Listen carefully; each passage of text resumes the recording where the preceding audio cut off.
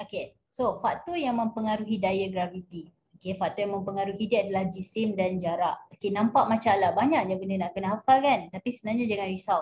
Sebab, okay, kita formula dah diberi kan? Asalkan kita ada formula, sepatutnya kita boleh tahu faktor-faktor yang mempengaruhi sesuatu. Bukan untuk yang ini saja tau. Bukan untuk graviti saja. Semua bab macam tu. Asalkan kita tahu, oh faktor, kalau kita tahu formula je, kita tahulah faktor yang mempengaruhi. Okay, apa maksud cikgu?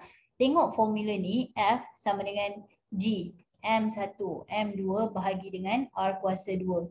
So dalam ni, dia cakap faktor yang mempengaruhi daya graviti kan. So ni adalah daya graviti.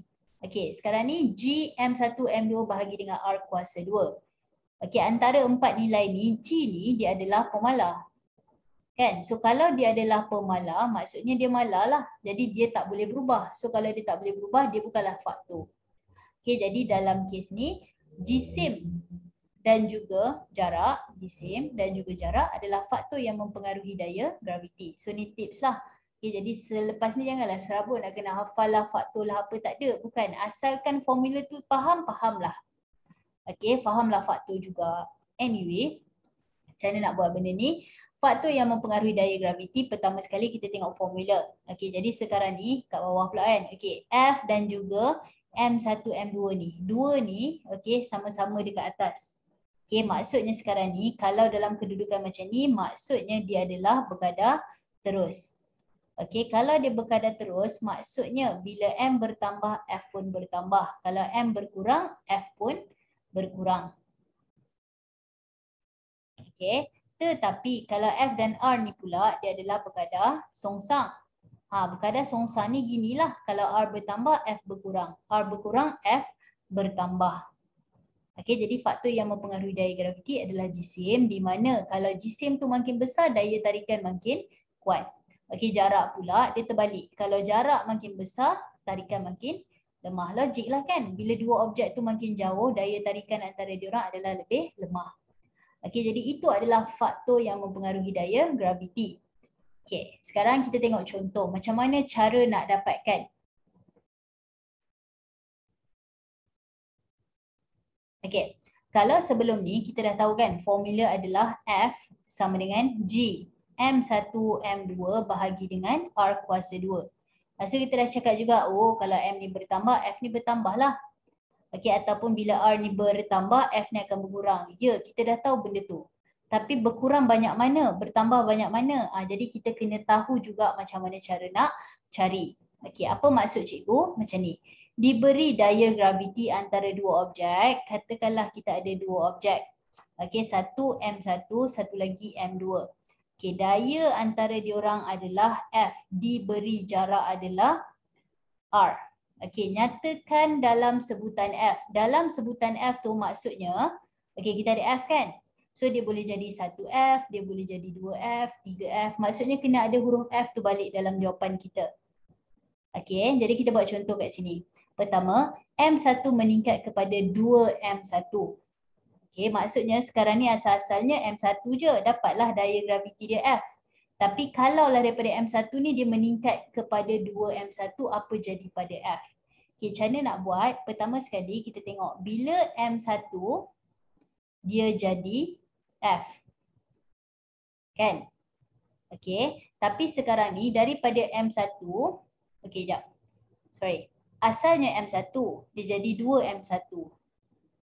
Kalau gitu F, okay, kalau gitu F, kita tulis formula je F sama dengan G M1 M2 bahagi dengan R kuasa 2. So M1 jadi 2M1. Okay, fine.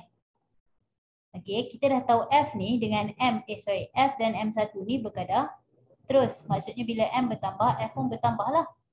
Jadi M nak jadi 2M1 ni dia kena kali 2. Kan? Jadi F dia nak bertambah juga kan? So kali 2 jugalah. So kita dapatlah 2F.